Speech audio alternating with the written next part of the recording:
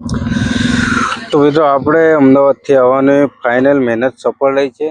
તો આપણે આવી ગયા છે નવા રણુજાની અંદર. તમે જોઈ શકો છો મારી પાછળ છે રામાધણીનું મંદિર. તો આ છે મિત્રો સંજેલીથી નજીક જ છે. આ બાજુ સંજેલી છે, લગભગ અડધો કિલોમીટર 1 કિલોમીટર જેટલો જ અંતરના દૂર છે.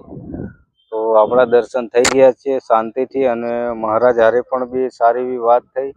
અને અમે વિચાર્યું નહોતું કે આટલી ફેસિલિટીથી મસ્ત સારી રીતે વાત થશે અને સારા એવા દર્શન થશે. તો અમદાવાદથી અમે આવ્યા એમાં અમને કાંઈ દુઃખ નથી, કારણ કે અમે આવ્યા એનાથી સારો એવો અહીં રિસ્પોન્સ મળ્યો છે અને મસ્ત રીતે દર્શન પણ બી કરી લીધા.